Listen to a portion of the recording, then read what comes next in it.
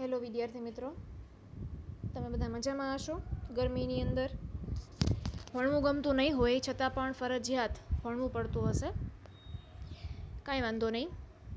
આપણે વિજ્ઞાનની અંદર 10મા ધોરણમાં એક ચેપ્ટર પૂરું કર્યું. એ ચેપ્ટર તમે ફેસબુકમાં લખી નાખ્યું હશે. હવે આપણે એક નવું ચેપ્ટર 14મું ચેપ્ટર ચાલુ કરવાનું છે, જેનું નામ છે ઉર્જાના સ્ત્રોતો. તમે ચેપ્ટરના નામ ઉપરથી જ અંદાજો લગાવી શકતા હશો, આઈડિયા આવી ગયો હશે તમને કે આ ચેપ્ટરની અંદર આપણે શું ભણવાનું છે. બરોબર? કે ભાઈ ઉર્જા આપણને ક્યાંથી મળી શકે, કેટલી જગ્યાએથી મળી શકે. 9મા ધોરણની અંદર, 8મા ધોરણની અંદર, 7મામાં કદાચ ઉર્જા વિશે થોડું ઘણું તો તમે શીખી ચૂક્યા છો જ. તમારા માટે આમ તો આ ચેપ્ટર નવું નથી, પરંતુ ડીપમાં ભણવાનું હોવાથી તમારા 10મા ધોરણની અંદર આ ચેપ્ટર ઉમેરેલું છે. બરોબર છે? આ ચેપ્ટર ભણવામાં મજા આવે એવું છે. યુટ્યુબ દ્વારા આપણે ભણીએ છીએ એટલે સરળતાથી મગજમાં બેસી જાય, ઇઝીલી તમે સમજી શકો, એટલા માટે મેં આ ચેપ્ટર પસંદ કરેલું છે કે જેથી અઘરું ચેપ્ટર હું આના દ્વારા તમને ન સમજાવું અને ઇઝી સમજાવું તો સરળતાથી તમે સમજી શકો છો. બરાબર? આપણે સરળતાથી આ ચેપ્ટર સમજવાનો પ્રયત્ન કરીએ કે ભાઈ ઉર્જાના સ્ત્રોતો રોજિંદા જીવનમાં કેવી રીતે ક્યાંથી મળે છે અને તેનો ઉપયોગ આપણે ક્યાં કરીએ છીએ રોજિંદા જીવનની અંદર. શરૂ કરીએ. 9મા ધોરણની અંદર આપણે શીખ્યા હતા કે ભૌતિક અથવા રાસાયણિક પ્રક્રિયા દરમિયાન કુલ ઉર્જાનું સંરક્ષણ થાય છે. તો પછી આપણે કેમ ઉર્જા સંકટ વિશે આટલું બધું સાંભળતા રહીએ છીએ? કુલ ઉર્જાનું સંરક્ષણ થાય છે એટલે શું? તો 9મા ધોરણમાં ફિઝિક્સની અંદર વેગમાન સંરક્ષણનો નિયમ આવતો. યાંત્રિક ઉર્જા, સ્થિતિ ઉર્જા, ગતિ ઉર્જા, એના સૂત્રો આપણે મેળવેલા હતા. બરોબર છે? હવે એમાં તમને યાદ છે કે સ્થિતિ ઉર્જા અને ગતિ ઉર્જાના સરવાળાને યાંત્રિક ઉર્જા કહેવાય. વેગમાન સંરક્ષણનો નિયમ ભણી ગયા. આ તમામ વસ્તુમાં એક લીટી આવતી અંતમાં છેલ્લે. એ ચેપ્ટર તમે ભણતા ત્યારે કે ભાઈ ડાબી સાઈડ અને જમણી સાઈડ બંને બાજુએ પ્રારંભિક ઉર્જા અને અંતિમ ઉર્જા સમાન રહે છે, એટલે ઉર્જાનો જથ્થો ઘટતો પણ નથી અને વધતો પણ નથી. આથી અહીંયા ઉર્જાનું રક્ષણ થાય છે, અચળ જથ્થો રહે છે તેમ કહેવાય. આવું તમે એક સૂત્ર દ્વારા ભણી ગયા વેગમાન સંરક્ષણના નિયમની અંદર કે ઉર્જાનો જથ્થો અચળ રહે છે, ઉર્જાનો નાશ પણ કરી શકાતો નથી કે ઉર્જાને ઉત્પન્ન કરી શકાતી નથી. માત્ર ને માત્ર ઉર્જાનું એક સ્વરૂપમાંથી બીજા સ્વરૂપમાં રૂપાંતર થાય છે. ફોર એક્ઝામ્પલ, સ્થિતિ ઉર્જા હોય તો એનું ગતિ ઉર્જામાં, ગતિ ઉર્જા હોય તો એનું યાંત્રિક ઉર્જામાં, યાંત્રિક ઉર્જાનું વિદ્યુત ઉર્જામાં, વિદ્યુત ઉર્જાનું ધ્વનિ ઉર્જામાં, પ્રકાશ ઉર્જામાં, આ રીતે પવન ઉર્જામાં. તો એનો મતલબ શું થયો? એક ઉર્જાનું બીજી ઉર્જામાં રૂપાંતર થાય છે, ઉર્જા ઓનલી કન્વર્ટ થાય છે. બરોબર છે? તે નાશ નથી થતી કે આપણે તેને નવી ઉર્જા આપણે ક્યાંય બનાવી શકતા નથી. કે લેમ્પ છે તમે ચાલુ કરો, બલ્બ છે તે, અને ટ્યુબલાઇટ ચાલુ કરો તો લેમ્પ છે ગરમ થઈ જશે, પ્રકાશ આપે છે, પછી ઉષ્મા આપી અને ગરમી આપી. તો એનો મતલબ શું થયો? લેમ્પ છે વિદ્યુત ઉર્જા મેળવે છે અને પ્રકાશ ઉર્જા અને ગરમી ઉષ્મા ઉર્જા બંને આપે છે. તો ઉર્જાનું રૂપાંતર થાય છે. છતાં પણ આપણે કહીએ છીએ હમણાં ઉનાળો છે, જો લાઇટનો કાપ વયો જાય, લાઇટનો કાપ હોય છે. શિયાળામાં એટલો બધો કેમ આપણે કે શિયાળામાં લાઇટ જવા દેતા હોય તો અત્યારે ઉનાળામાં ગરમીમાં રહેવાતું હોતું નથી, છતાં પણ PGVCL વાળા છે લાઇટનો કાપ મૂકે છે. તો એનું કારણ શું? કે આપણો ઉર્જાનો વપરાશ ખૂબ ઉનાળામાં વધી જતો હોવાથી એવું એ લોકો કરતા હોય છે, મેનેજ કરતા હોય છે. એટલે કે એનો મતલબ શું થયો કે લાઇટ પંખો બંધ કરવા, ખાલી ખોટા ટ્યુબલાઇટ, ટીવી, બિનજરૂરી વપરાશ આપણે નથી કરતા. કોઈ પણ રૂમમાં આપણે બેઠા હોઈએ છીએ તો જરૂર હોય એ જ પંખો કે એ જ લેમ્પ કે એ જ ટ્યુબલાઇટ ચાલુ કરો. જરૂર નથી, રૂમની બહાર નીકળી ગયા છો, ત્યાંથી કોઈ જગ્યાએથી તમે નીકળી ગયા છો તો સ્વિચ બંધ કરવાનું ભૂલશો નહીં. એનો મતલબ શું થયું કે આપણે ઉર્જા બચાવવાનું દરેક વ્યક્તિ પાસેથી ઘડીએ સાંભળતા હોઈએ છીએ. એનો મતલબ શું થયું કે આપણી ઉપર ઉર્જાનો સંકટ અત્યારે મંડાઈ રહ્યો છે. તો ભાઈ ઉર્જાનો જથ્થો વેસ્ટ થતો નથી, છતાં ઉર્જા બચાવવાનું શું કારણ? જરૂર શું કામ છે ભાઈ ઉર્જા બચાવવાની? બરોબર? જો ઉર્જાને ઉત્પન્ન તો કરી શકાય છે કે ઉર્જાને ન તો ઉત્પન્ન કરી શકાય ન તો નષ્ટ કરી શકાય, તો આપણને કોઈ ચિંતા હોવી ન જોઈએ.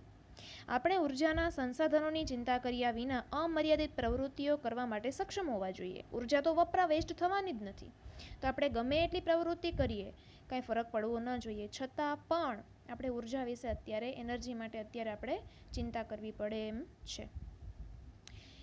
જો આપણે યાદ કરીએ કે આપણે ઉર્જા વિશે આનાથી વધારે બીજું શું શીખ્યા છીએ, તો આ કોયડાનો ઉકેલ લાવી શકાય છે. ઉર્જાના વિવિધ સ્વરૂપો છે અને ઉર્જાને એક સ્વરૂપમાંથી બીજા સ્વરૂપમાં પરિવર્તિત એટલે કે કન્વર્ટ કરી શકાય છે. ઉદાહરણ તરીકે કોઈ પ્લેટને આપણે કોઈ ઊંચાઈ પરથી પડતી મૂકીએ તો પ્લેટની સ્થિતિ ઉર્જાનો અધિકતમ ભાગ જમીન સાથે અથડાતી વખતે ધ્વનિ ઉર્જામાં પરિવર્તિત થઈ જાય છે. એટલે શું? ઉદાહરણ એવું કહેવા માગે છે કે કોઈ પ્લેટ, કોઈ પણ પદાર્થ હોય, દરેક પદાર્થમાં પોતપોતાની ઉર્જા હોય. દાખલા તરીકે તમે છો તો તમારામાં શું એનર્જી નથી? તમે અત્યારે શાંતિથી વિડીયો જુઓ છો, છતાં પણ તમારામાં એનર્જી છે ને? તો શાંતિથી બેઠેલા વ્યક્તિ તરીકે તમે પોતે, શાંતિથી બેઠેલો વિદ્યાર્થી, છોકરો, તેમાં રહેલી ઉર્જા એને સ્થિતિ ઉર્જા કહેવાય. કારણ કે છોકરો અત્યારે સ્થિર કન્ડિશનમાં છે, એટલે કે તમે પોતે અત્યારે સ્થિર કન્ડિશનમાં છો, તો સ્થિર કન્ડિશનમાં રહેલી ઉર્જાને સ્થિતિ ઉર્જા કહેવાય. એમ અહીંયા એક પ્લેટ છે, પ્લેટની પોતાની સ્થિતિ ઉર્જા હશે, એને ઉપરથી નીચે મૂકવામાં આવી, ટૂંકમાં પડતી મૂકવામાં આવી, એનો પછાડવામાં આવી એમ કહી શકાય. હાથમાં હતી દાખલા તરીકે, ત્યાંથી તેને પડતી મૂકી, તો સ્વાભાવિક છે અવાજ આવશે. પ્લેટ છે તે ધાતુની હોઈ શકે છે, તો જ ધ્વનિ ઉત્પન્ન થાય. ક્યારે આવું બન્યું? સ્થિતિ ઉર્જાનું ધ્વનિ ઉર્જામાં રૂપાંતર થયું. પરંતુ એની પહેલાં સ્થિતિ ઉર્જા છે એ પ્લેટની સ્થિતિ ઉર્જા ગતિ ઉર્જામાં કન્વર્ટ થઈ, ઉપરથી નીચે આવે છે અને ગતિ ઉર્જામાંથી પછી ધ્વનિ ઉત્પન્ન થયા, એટલે ધ્વનિ ઉર્જામાં રૂપાંતર થયું. બરોબર. પછી બીજું ઉદાહરણ આપેલું છે કે જો આપણે કોઈ મીણબત્તી સળગાવીએ છીએ એટલે પ્રકાશ આપે છે, તો આ પ્રક્રિયા વધારે ઉષ્માક્ષેપી છે. ઉષ્માક્ષેપી એટલે શું? તો કે જેનાથી ઉષ્મા છૂટી પડતી હોય, ગરમી આપણને મળતી હોય. બરોબર. મીણબત્તી દ્વારા ઉષ્મા છૂટી પડે, ગરમી છૂટી પડે છે, મુક્ત થાય છે, તે એટલે ઉષ્માક્ષેપી કહેવાય. તો ત્યાં રાસાયણિક પ્રક્રિયા થાય છે મીણબત્તી સળગતી હોય છે ત્યારે. અને આ પ્રકારે સળગવાથી મીણની રાસાયણિક ઉર્જા, એટલે કે મીણ જ્યારે સળગે છે, મીણ ઘન સ્વરૂપમાં છે, તમે એને ગરમી આપો છો એટલે કે તાપમાન આપો છો, તો ઘનમાંથી તે ધીમે ધીમે ઓગળતી પ્રવાહીમાં ફેરવાશે અને થોડોક ભાગ એનો વાયુમાં પણ રૂપાંતર એનું થતું હશે.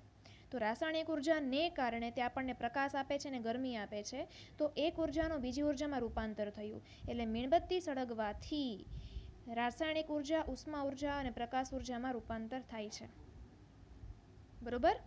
આ ઉપરાંત તમે વિચારજો કે મીણબત્તીને સળગાવવાથી આ ઉર્જાઓ સિવાય બીજી કઈ કઈ નિપજ મળે છે આપણને? તો કે મીણબત્તીને આપણે સળગાવીએ છીએ ત્યારે નીચે ફરીથી ઘન સ્વરૂપમાં થોડુંક એવું મીણ ભેગું થાય છે, તો એની નિપજ એક થઈ કહેવાય.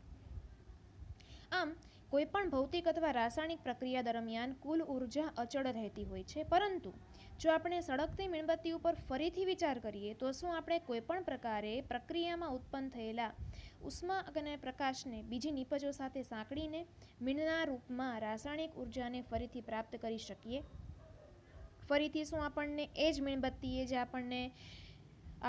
આપણને મીણબત્તીએ જે રાસાયણિક ઉર્જામાંથી ઉષ્મા અને પ્રકાશ આપ્યા હતા, રાસાયણિક ઉર્જામાંથી મીણબત્તીએ આપણને ઉષ્મા અને પ્રકાશ ઉર્જા આપ્યા હતા, એ બંને ઉષ્મા અને પ્રકાશ ઉર્જાને ભેગા તમે કરો તો ફરીથી રાસાયણિક ઉર્જા મળશે અને આખી મીણબત્તી આપણને ફરીથી મળશે? ના, નથી મળતી ને. સ્વાભાવિક છે, રિવર્સ પ્રોસેસ નથી, વન વે છે, રિટર્ન નથી થતું. ચાલો આપણે એક બીજું ઉદાહરણ ધ્યાનમાં લઈએ.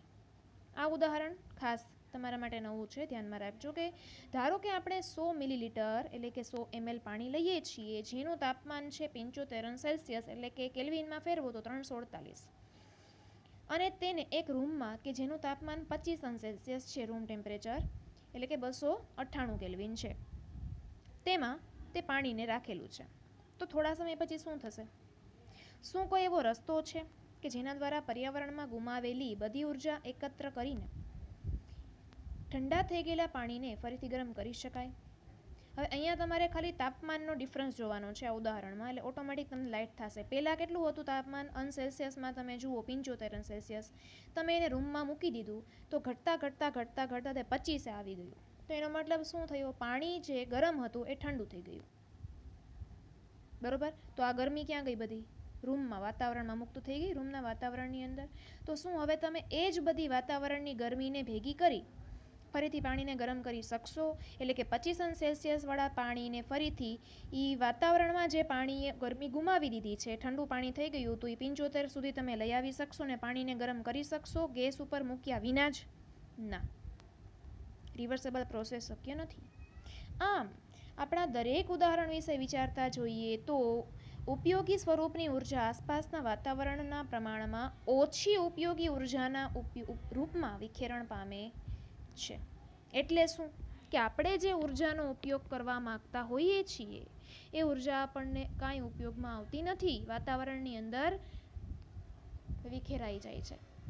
અને ઇનકેસ તમે ઉપયોગ પણ કરવા માંગો તો એનો ઓછો ઉપયોગ કરી શકશો, પૂરેપૂરી ઉર્જાનો ઉપયોગ કરી શકતા નથી. તેથી કાર્ય કરવા માટે જે કોઈ ઉર્જાના સ્ત્રોતનો આપણે ઉપયોગ કરીએ છીએ તે સ્ત્રોત વપરાઈ જાય છે, તેનો ફરીથી ઉપયોગ થઈ શકતો નથી, પુનઃ ઉપયોગ કરી શકાતો નથી. તો ઉર્જાનો ઉપયોગ કરવો હોય ફરીથી, તો એના માટેનો ઉત્તમ સ્ત્રોત કયો? જોઈએ યુનિટ 14.1. ઉર્જાનો ઉત્તમ સ્ત્રોત કયો છે? What is a good source of energy? Source એટલે કે સ્ત્રોત. તો પછી ઉર્જાના ઉત્તમ સ્ત્રોત તરીકે કોને ગણવો? આપણે આપણા રોજિંદા જીવનમાં કાર્ય કરવા માટે વિવિધ સ્ત્રોતમાંથી ઉર્જાનો ઉપયોગ કરીએ છીએ. જે આપણને અલગ અલગ સ્ત્રોતમાંથી ઉર્જા મળે છે એનો ઉપયોગ કરીએ જ છીએ. દાખલા તરીકે અત્યારે ટ્યુબલાઇટ ચાલુ હોય તો પ્રકાશ ઉર્જા, લેમ્પ ચાલુ હોય તો પ્રકાશ અને ઉષ્મા ઉર્જા બંને, ટીવી ચાલુ હોય તો ધ્વનિ ઉર્જા, પ્રકાશ ઉર્જા, ઉષ્મા ઉર્જા ત્રણેય મળે, પંખો ચાલુ હોય તો પવન ઉર્જા મળે, બરોબર, વિદ્યુત ઉર્જા મળે. આ રીતે આપણા શરીરની અંદર પણ ઉર્જા થાય છે, રાસાયણિક ઉર્જા, એનો પણ આપણે ઉપયોગ કરીએ અને રોજિંદા જીવનમાં આપણે કામ કરીએ છીએ. ટ્રેનને ચલાવવા માટે આપણે ડીઝલનો ઉપયોગ કરીએ છીએ. રસ્તા ઉપરની સ્ટ્રીટ લાઇટ પ્રકાશિત કરવા માટે વિદ્યુતનો ઉપયોગ કરીએ છીએ. અને સાયકલ લઈને શાળાએ જવા માટે આપણે આપણા સ્નાયુઓમાં રહેલી સ્નાયુ ઉર્જાનો, મસલ્સનો ઉપયોગ કરીએ છીએ. હવે એક પ્રવૃત્તિ વડે આપણે સમજવાનું છે કે ઉર્જાનો સ્ત્રોત, આપણે ઉત્તમ ઉર્જાનો સ્ત્રોત કોને કહી શકશું? જુઓ, સવારે ઉઠીને તમે શાળાએ પહોંચો છો ત્યાં સુધીમાં તમે ઉપયોગમાં લીધેલી ઉર્જાના 4 સ્વરૂપની યાદી બનાવો. તમારા મગજની અંદર વિચાર કરો કે તમે સવારે ઉઠો છો વહેલા, ત્યાંથી સ્કૂલે પહોંચો ત્યાં સુધી તમે કેટલી ઉર્જાના સ્વરૂપો વાપરેલા છે. તો સ્થિતિ ઉર્જાથી શરૂઆત કરે, કારણ કે તમે પહેલાં સૂતા હતા ત્યારે તમે સ્થિર હતા, ત્યારે તમારામાં સ્થિતિ ઉર્જા હતી. ઉઠી ગયા ત્યારથી પછી મંડો છો દોડવા, ફટાફટ એક પછી એક મંડો છો કામ કરવા, એમાં મોડું થઈ જાય છે તો તમારી ઉર્જા મંડે છે વધારે વપરાવા. તો કઈ ઉર્જાનો ઉપયોગ તમે ફટાફટ કરો છો એ તમારા મગજમાં વિચારો. 4 નહીં, તમને ઘણી બધી ઉર્જાના સ્વરૂપો મળશે. આ વિવિધ પ્રકારની ઉર્જા આપણે ક્યાંથી મેળવીએ છીએ? શું આપણે તેને ઉર્જાના સ્ત્રોત કહી શકીએ? કેમ અથવા કેમ નહીં? જુઓ, એનો જવાબ અહીંયા આપેલો છે. શારીરિક કાર્ય કરવા માટે, એટલે કે તમે ઉઠો છો ત્યારથી લઈને સ્કૂલે પહોંચો ત્યાં સુધી તમારું શરીર કામ કરે છે. એટલે પહેલાં તો તમારી બોડી મસલ્સની એનર્જી વપરાણી, જેને સ્નાયુ ઉર્જા કહેવાય. પછી તમે સાયકલ અથવા બાઇક ચલાવશો, બરાબર, તો પેટ્રોલ તમે દાખલ કરો છો, પેટ્રોલ નાખશો તમે તમારી બાઇકની અંદર, તો રાસાયણિક પ્રોસેસ થશે. પછી તમે સવારે નાસ્તો બનાવો છો, નાવા ધોવા માટે જાઓ છો, નાસ્તો કરો છો, મમ્મી નાસ્તો બનાવીને તમને આપે છે ત્યારે ખાઓ છો, પીઓ છો, બરાબર, તો ત્યારે તમે વિદ્યુત ઉર્જાનો ઉપયોગ કરો છો. આમ દરેક વસ્તુમાં ઉર્જાનો ઉપયોગ ક્યાંક ને ક્યાંક આપણા શરીર દ્વારા, આપણા દ્વારા થાય છે. શારીરિક કાર્ય કરવા માટે સ્નાયુ ઉર્જા, જુદા જુદા ઉપકરણોને ચલાવવા માટે વિદ્યુત ઉર્જા, રસોઈ બનાવવા માટે અને વાહનો ચલાવવા માટે રાસાયણિક ઉર્જા. આ દરેક ઉર્જાઓ કોઈને કોઈ ઉર્જા સ્ત્રોતમાંથી પ્રાપ્ત થતી હોય છે. આપણે જાણવું જોઈએ કે ઉર્જાને તેના ઉપયોગી સ્વરૂપમાં મેળવવા માટે જરૂરી સ્ત્રોતની પસંદગી કેવી રીતે કરીએ છીએ. પ્રવૃત્તિ 14.2. રસોઈ બનાવવા માટે બળતણની પસંદગી કરવા આપણી પાસે રહેલા વિવિધ વિકલ્પો ઉપર વિચાર કરો. કોઈ બળતણને સારા બળતણની શ્રેણીમાં મૂકવાનો પ્રયત્ન કરતી વખતે તમે કયા માપદંડો વિશે વિચાર કરશો? તો વોટ ઇઝ માપદંડ? પહેલાં તો માપદંડ એટલે શું? કાંઈ નહીં, ફરીથી જુઓ, હમણાં સમજાવું. કોઈ બળતણને સારા બળતણની શ્રેણીમાં મૂકવાનો પ્રયત્ન કરતી વખતે તમે તે બળતણમાં સારી વસ્તુ શું જોશો એને માપદંડ કહેવાય. તમને સારા ગુણ એ બળતણની અંદર ક્યાં દેખાય છે, ક્વોલિટી શું એ બળતણની, એને માપદંડ કહેવાય કે આટલા આટલા ગુણને કારણે હું એ બળતણ સારા બળતણ તરીકે ઉપયોગ કરીશ. બરોબર? ધીસ ઇઝ માપદંડ. તો શું તમારી પસંદગી જુદી હોત ક્યારે ક્યારે જો તમે જંગલમાં જીવન જીવતા હોત, કોઈ પર્વત ઉપર કે નાના ટાપુ પર જીવન જીવતા હોત, કે નવી દિલ્હીમાં જીવન જીવતા હોત, કે 5 સદી પહેલાં જીવન જીવતા હોત, તો તમારા બળતણની પસંદગી કેવી કેવી હોત અને તમે કેવું જીવન જીવત, એના જવાબ તમને હું જ આપી દઉં છું. તમારે મૂંઝાવાની જરૂર નથી. હવે અહીંયા જુઓ ફરીથી. રસોઈ બનાવવા માટે તમે બળતણની પસંદગી કરો છો, બરાબર? તો તમે કેવા બળતણ વિશે વિચારો? ફોર એક્ઝામ્પલ છાણા અથવા લાકડું, અને એના માટે જોશે કેરોસીન. બરાબર છે? તો સરળતાથી તમને પ્રાપ્ત થાય, સરળતાથી ઇઝીલી મળી એવું તમે બળતણ વિશે વિચારો ને, કે જે સરળતાથી મળી શકે તેવું હોય, સસ્તું હોય, ધુમાડો કે રાખ ચૂલાની અંદર ઉત્પન્ન ન કરતું હોય, ઉધરસ ખાવી ન પડે, ફૂંકવું ન પડે ઘડીએ ઘડીએ ચૂલામાં, અને વધારે કાર્યક્ષમ હોય. વધારે કાર્યક્ષમ એટલે કે જરાક અમથું બળતણ કે લાકડું તરીકે કે છાણું તમે મૂકો છો અને ઠરી જાય ઘડીએ ઘડીએ, એમ નહીં, લાંબા સમય સુધી ચાલે ને રસોઈ તમે કરી શકો. આવા બળતણ વિશે તમે વિચારો. બીજા નંબરમાં તમારી પસંદગી કેવી હોત? બરોબર છે? આ તમારા માપદંડ પણ થયા કે બળતણ છે તે સારી જગ્યાએથી સરળતાથી મળી રહેવું જોઈએ અને સસ્તી રીતે મળી રહેવું જોઈએ, ધુમાડો ઓછો ઉત્પન્ન થાય જેથી પ્રદૂષણ ન થાય, આપણને પણ નુકસાન ન થાય, ઉધરસ ન આવે. આ બધા સારા ગુણ, સારી ક્વોલિટી થઈ બળતણની કે તમે એવા બળતણનો ઉપયોગ કરવા માટે વિચારશો. કદાચ તમારી પસંદગી જુદી હોય બળતણ વિશે, કે જો તમે જંગલમાં રહેતા હોય તો તમે બળતણની પસંદગી તરીકે શું કરો?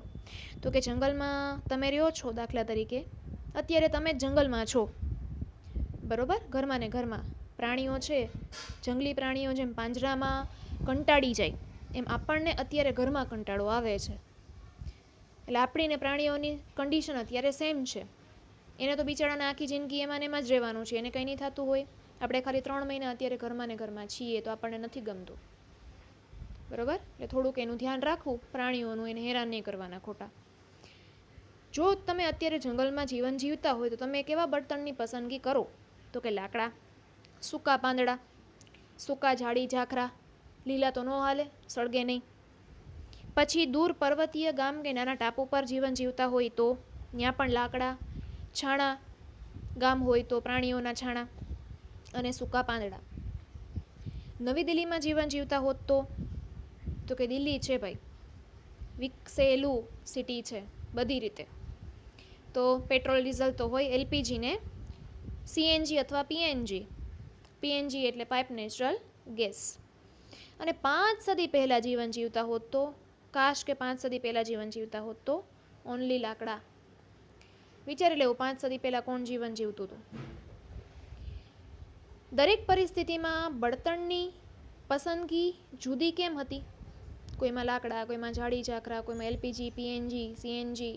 તો કે દરેક પરિસ્થિતિની અંદર બળતણની પસંદગીનો સ્ત્રોત, પ્રાપ્તિ સ્ત્રોત એટલે જ્યાંથી તે મળે છે તે જુદું જુદું છે, એટલા માટે પસંદગી જુદી જુદી છે. બરોબર છે?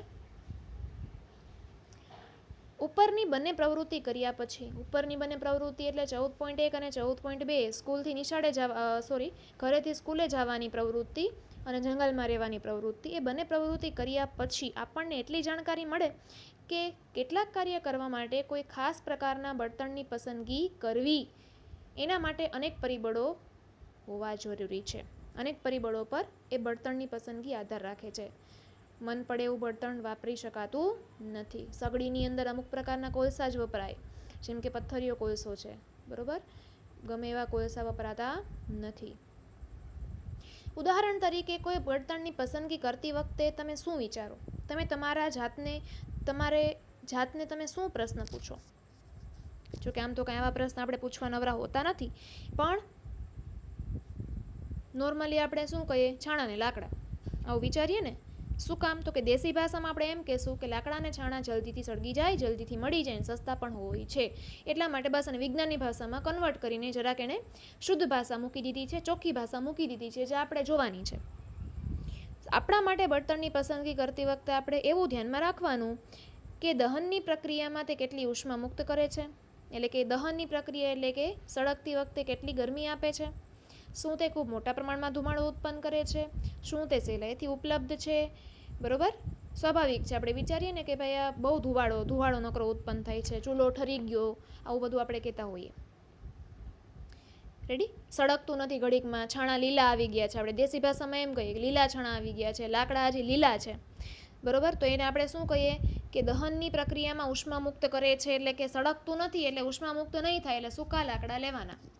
છાણા હજી લીલા છે, છાણાને સુકાવા દો, બસ, એટલે ધુવાડો ઉત્પન્ન નહીં થાય, સરળતાથી સળગી શકશે.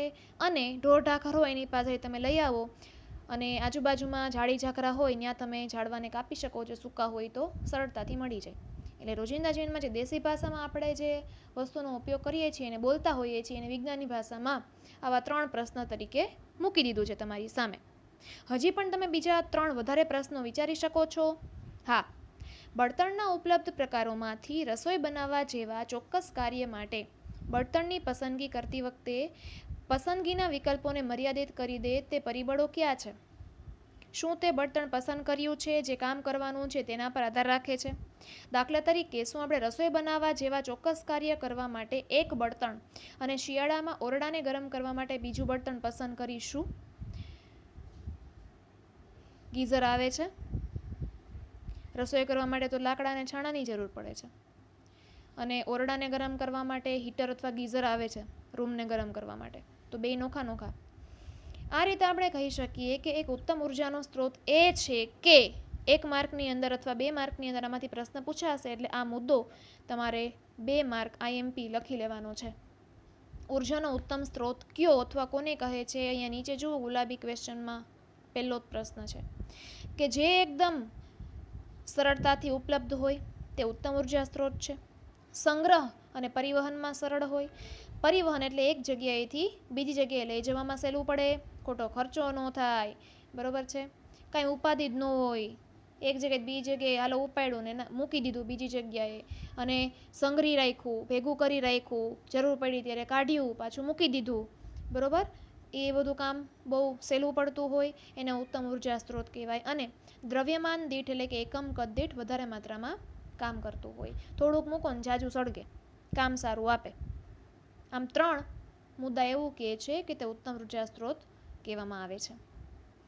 આ ગુલાબી ક્વેશ્ચન હવે તમારે સોલ્વ કરવાના છે તમારી જાતે. આપણે નેક્સ્ટ વિડીયોમાં નિયમ અનુસાર તમને હું સોલ્વ કરીને દઈશ.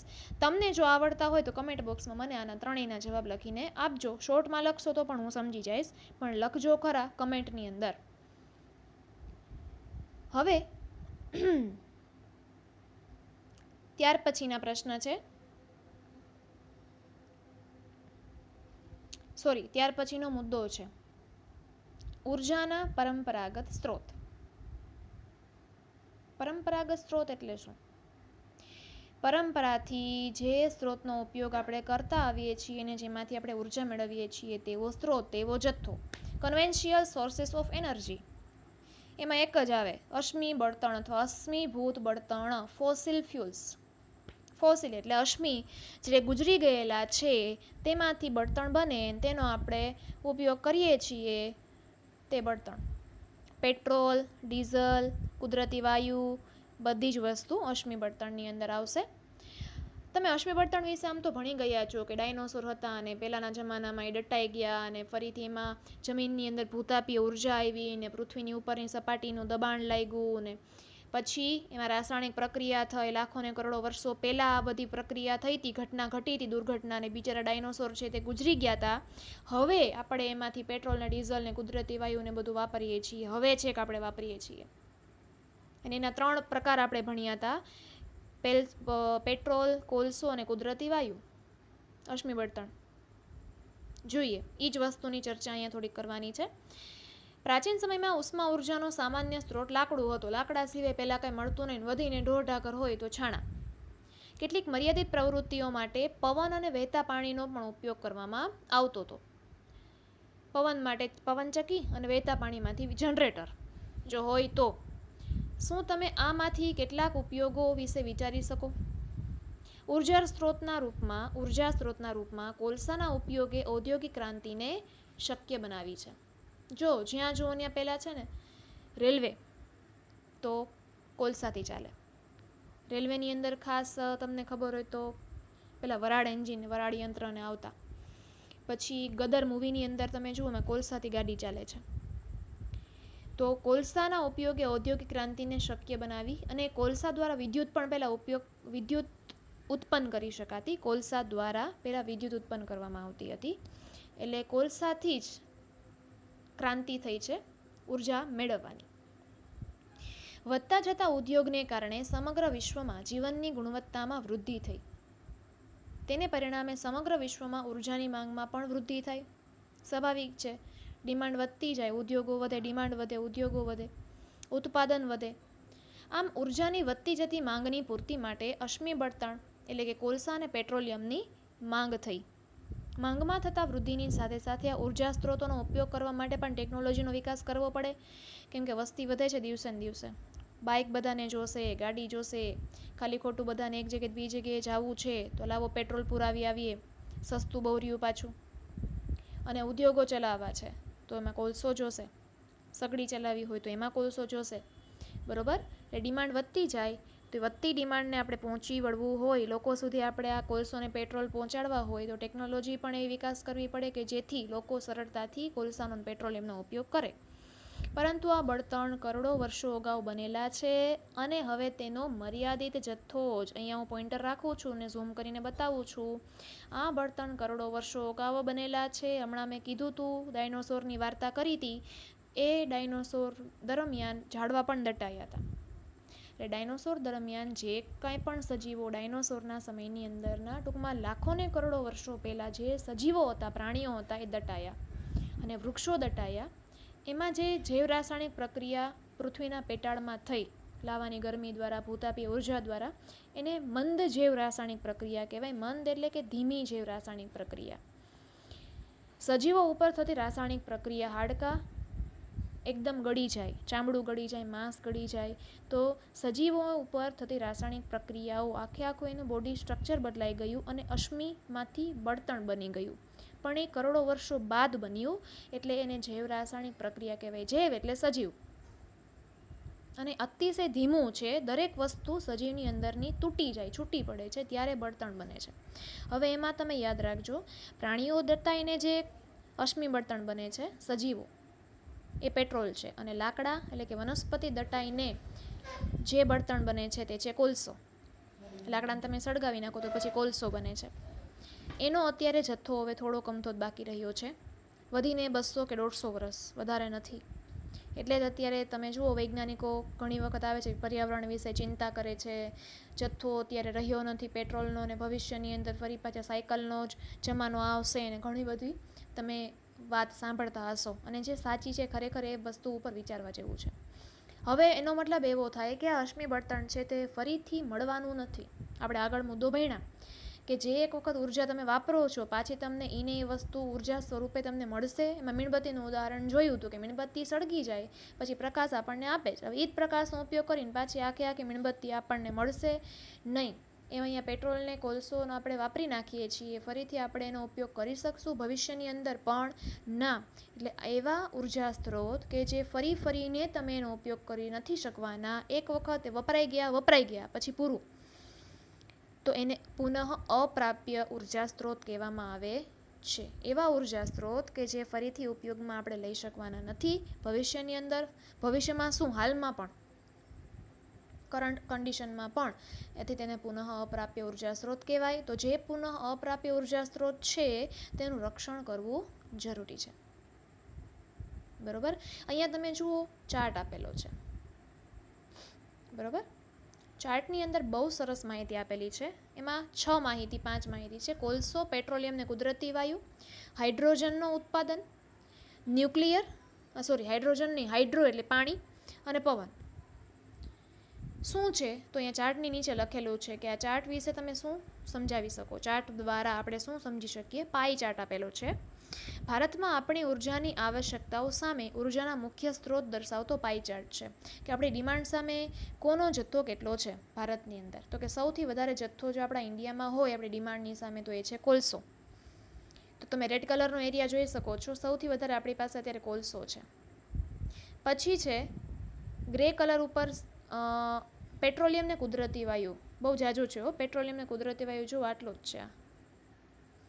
પછી ગુલાબી કલરનો ભાગ છે પાણીનો ભાગ, આટલો જથ્થો પાણીનો છે. તો થોડીક આપણે લોજિક કે બુદ્ધિ ચલાવી શકીએ ને, જે જથ્થો વધારે હોય એનો ઉપયોગ વધારે કરાય, ઓછા જથ્થોનો ઉપયોગ વધારે ન કરાય, પણ નથી આપણે સમજતા. ન્યુક્લિયર, અહીંયા જો આટલો જ ભાગ ન્યુક્લિયર ઉર્જાનો છે, પાછું મોંઘું પણ છે, એટલે એ તો કોઈ દિવસ વિચારવાનું જ નહીં કે આપણે એનો ઉપયોગ કરશું. અને પવન ઉર્જાનો ઉપયોગ આપણે વ્હાઇટ કલરનું છે પવન ઉર્જા, સૌથી ઓછો ઉપયોગ આપણે કરીએ છીએ. ડિમાન્ડ જ નથી, આપણે પવન ઉર્જાનો ઉપયોગ માટે આપણે કહીએ છીએ કે અમને પવન આપો, અમારે પવન વાપરવો છે, અમારે પવન વાપરવો છે, ડિમાન્ડ નથી, બરાબર. એટલે વિચારવા જેવું ખરું કે જેનો જથ્થો સૌથી વધારે આપણી પાસે છે, આટલું બધું પાણી છે, પવન છે 24 કલાક, છતાં પણ આપણે એક જ વસ્તુ ઉપર ફોકસ કરીને અત્યારે બેઠા છીએ, ઓનલી પેટ્રોલ. કોલસો પણ આપણે એટલો બધો વાપરતા નથી. એક સમય એવો આવશે બેટા કે આપણે છે ને આપણી આવનારી પેઢીને આપણે બાઇસિકલ કે બાઇક, જેને આપણે 4 વ્હીલ છે, સરસ મજાની આપણે આપણા ફળિયામાં રાખશું, શોકેસની અંદર મઢાવીને રાખશું. પછી પૂછશે આપણને કે આ શું છે, વોટ ઇઝ ધીસ, ઇંગ્લિશ મીડિયમમાં ભણેલા હશે તો આપણે એને કહેવાનું કે ધીસ ઇઝ માય કાર, અથવા ધીસ વોઝ માય કાર, આ મારી ગાડી હતી. તો કે હવે કેમ વાપરતા નથી, બરાબર. એટલે આપણે કાંઈ બોલવાનું નહીં થાય. શું બોલશો તમે? તો કે એને ચલાવવા માટે જેની જરૂર હતી એ તો મેં આડેધડ વાપરી નાખ્યું છે. એટલે કે શેની જરૂર હતી, એટલે તમારે એને કથા કરવી પડશે, વાર્તા કરવી પડશે. એટલે એક વખત આ દરેક વાહન તમારે 100 પીસ તરીકે મૂકવાનો વારો આવશે જ, જો તમે બેફામ પેટ્રોલ કોલસાનો, ખાસ તો પેટ્રોલનો ઉપયોગ બેફામ કરશો તો. એટલે આવા ઉર્જા સ્ત્રોતનું રક્ષણ કરવું જોઈએ, પેટ્રોલનું, કોલસાનું વગેરેનું. જો આપણે આ ઉર્જા સ્ત્રોતનો ઉપયોગ હાલના ચિંતાજનક દરથી કરતા રહીશું તો આ ભંડાર ટૂંક સમયમાં ખાલી થઈ જશે. કોલસાની ખાણ હોય જેને ભંડાર કહેવાય, પેટ્રોલ પણ જમીનમાંથી મળે જેને ક્રૂડ ઓઇલ કહેવાય, એ બધા જ ભંડારો ઓછા થતા જાય છે. અને જો આવી રીતે વપરાશ આપણે કરશું તો ખાલી થઈ જશે. આથી આવી પરિસ્થિતિને ટાળવા માટે એવો ઉર્જા સ્ત્રોતનો ઉપયોગ કરો કે એના ઓપ્શન તરીકે તમે વાપરી શકો છો. અને અત્યારે હાઇડ્રોજન વાયુ ઉપર અત્યારે ફોકસ થઈ રહ્યું છે કે ઇનકેસ ફ્યુચરની અંદર પેટ્રોલ કે ડીઝલ કે કોઈ પણ ઉર્જા સ્ત્રોત ન હોય તો આપણે હાઇડ્રોજન દ્વારા ચલાવી શકીએ, પણ અત્યારે સક્સેસ જાય એવા એંધાણ ઓછા છે. પરંતુ આજે આપણે આપણી ઉર્જાઓની મોટાભાગની જરૂરિયાત પૂરી કરવા માટે સંપૂર્ણ રીતે ટોટલી અશ્મિ બળતણ ઉપર વધારે માત્રામાં ડિપેન્ડેન્ટ છીએ, નિર્ભર છીએ. અશ્મિ બળતણના દહનના બીજા ગેરફાયદા છે, એમાં પહેલામાં મોટું એક તો આવે પ્રદૂષણ. ધોરણ 9માં કોલસા તથા પેટ્રોલિયમની પેદાશોને સળગાવવાથી તથા વાયુ પ્રદૂષણ વિશે તમે શીખી ગયા છો. તમે જૈવચક્ર ભણી ગયા હતા, નાઇટ્રોજન ચક્ર, કાર્બન ચક્ર વગેરે વગેરે. અશ્મિ બળતણને સળગાવવાથી મુક્ત થતો કાર્બન, નાઇટ્રોજન, સલ્ફરના ઓક્સાઇડ કે જે એસિડિક ઓક્સાઇડ હોય છે એ પાણી સાથે ભળે. એટલે શું થાય તો કે પાણી H2O, સલ્ફરનો ઓક્સાઇડ SO2, એટલે બને સલ્ફ્યુરસ એસિડ અથવા સલ્ફ્યુરિક એસિડ, બરાબર. જે ચોમાસા દરમિયાન આપણી સરસ મજાની પૃથ્વી ઉપર પડે છે, આપણા ઉપર પડે છે, ઝાડવા ઉપર પડે છે, પ્રાણી ઉપર પડે છે, જેને આપણે એસિડ વર્ષા કહીએ છીએ. જે આપણા પાણી અને જમીનના સંસાધનોને પ્રભાવિત કરે છે એટલે અસર કરે છે. એ એસિડવાળું પાણી છે એ આપણા રેગ્યુલર પાણી સાથે ભળે, તળાવના પાણીમાં, દરિયાના પાણીમાં, નદીના પાણીમાં ભળે, જમીનમાં ભળે. એટલે એ જમીન છે એનો પાક કદાચ બળવા માંડે એવું બને. પાક જે ઉગવાનો હોય એ ઓછો ઉગે, પૂરેપૂરો વિકાસ થઈને ઉગે નહીં, પૂરેપૂરો ઉગે જ નહીં એવું બને, પૂરા ફળ ના આપે, પૂરા બી ના આવે, એસિડવાળા પાણીને કારણે બળી જાય પાક. સામે આ પાણીની વાત થઈ. હવે વાયુ છે વાતાવરણની અંદર, carbon dioxide, methane, sulphur dioxide વાયુ, નાઇટ્રોજન ઓક્સાઇડ NO2, N2O, આ બધા જ વાયુઓને કારણે ગ્રીનહાઉસ અસર સર્જાય છે. જો ગ્રીનહાઉસ અસર એટલે શું? ગ્રીનહાઉસ એટલે આપણી પૃથ્વી, લીલું ઘર છે, એને અસર થાય છે કાર્બન ડાયોક્સાઇડ ભાઈને લીધે, મિથેન ભાઈને લીધે, નાઇટ્રોજન ભાઈને લીધે, NO2 ને N2O એ તો પાછા બે ભાઈ છે.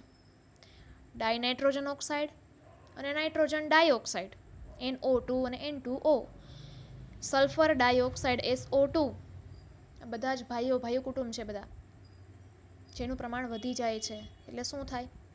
પૃથ્વી ઉપર જે સૂર્યપ્રકાશ પડે છે એમાંથી મોટાભાગનો સૂર્યપ્રકાશ સપાટી ઉપરથી રિટર્ન થઈ જાય છે, પણ આ બધા જ ભાઈઓ છે એ સંપી જાય છે અને સૂર્યપ્રકાશની ગરમીને પાછા રિટર્ન થવા દેતા નથી, પોતાની પાસે ભેગી કરી રાખે છે ગરમીને. એટલે ઓલરેડી સૂર્ય વડે પૃથ્વીની સપાટી ગરમ થઈ ગઈ હતી અને આ ભાઈઓએ પાછી વધારે સંગ્રહી રાખી હતી ગરમી, એટલે પૃથ્વીનું તાપમાન ડબલ થાય છે. એટલે પૃથ્વી હરિયાળી છે, હરિયાળું ઘર છે, એને વધારે ગરમીને કારણે ગ્રીન હાઉસ અસર કહેવાય છે અને એમાંથી પછી ગ્લોબલ વોર્મિંગ એટલે કે વૈશ્વિક તાપમાન વધારો થાય છે. આના ઉપર વિચારો. જો આપણને વિદ્યુત પુરવઠો ન મળે તો આપણા જીવનમાં શું ફેરફાર આવે? વિચારવાનું શું, ખાલી એક દિવસ કે 5 કલાક લાઇટ જાય એટલે જીવનમાં ઘણો બધો ફેરફાર આવી જાય, તમને ખબર જ છે કેવો ફેરફાર આવે છે. વીજળીનો કાપ મૂક્યો હોય કોકે અને મગજ જાય કોક ઉપર, આટલો ફેરફાર આવે, બરાબર છે. કોઈપણ દેશમાં પ્રત્યેક વ્યક્તિ દીઠ મળતી વિદ્યુત ઉર્જાને તે દેશના વિકાસનો એક માપદંડ કહેવામાં આવે છે. અહીંયા સુધી આપણે રાખશું આ ટોપિકની અંદર. તમને આછેરી ઝલક આપી દઉં છું કે આપણે નેક્સ્ટ વિડીયોની અંદર શું જોવાનું છે. તો અત્યારે આપણે પુનઃ અપ્રાપ્ય ઉર્જા સ્ત્રોત વિશે, અશ્મિ બળતણ વિશે વાત કરી. હવે આપણે આ ચેપ્ટરની અંદર ભણવાનું છે કે આ બધા ઉર્જા સ્ત્રોતોને બદલે પવનનો, દરિયાના પાણીનો, પવનચક્કી વડે, જનરેટર વડે, ન્યુક્લિયર ઉર્જાનો ઉપયોગ અશ્મિ બળતણ સિવાય કેવી રીતે કરી શકીએ. એટલે કે પુનઃ અપ્રાપ્ય ઉર્જા સ્ત્રોત ન હોય તો પુનઃ પ્રાપ્ય ઉર્જા સ્ત્રોતમાં કોનો ઉપયોગ અને કેવી રીતે આપણે કરી શકીએ. એમાં થર્મલ પાવર પ્લાન્ટ વિશે વાત કરશું, સૌર ઉર્જા વિશે વાત કરશું, પવન ઉર્જા વિશે વાત કરશું, જળ ઉર્જા વિશે વાત કરશું, બરાબર. કે જ્યારે આપણી પાસે ભવિષ્યની અંદર ફ્યુચરમાં અશ્મિ બળતણ તરીકે કોલસો, પેટ્રોલિયમ કે નહીં હોય તો ત્યારે આપણે ઉર્જાનો ઉપયોગ કરી અને કેવી રીતે રોજિંદા જીવનમાં બીજા ઉર્જા સ્ત્રોતનો ઉપયોગ કરી શકીએ છીએ તે આપણે ભણવાનું રહેશે. આ વિડીયો જો ગમ્યો હોય તો લાઈક કરો, સબસ્ક્રાઈબ કરો અને આગળના પ્રશ્ન મેં જે તમને આપેલા છે એના વિશે વિચારજો ને મને કમેન્ટ બોક્સમાં જવાબ લખવાનું ભૂલતા નહીં. Stay home, stay safe. Thank you.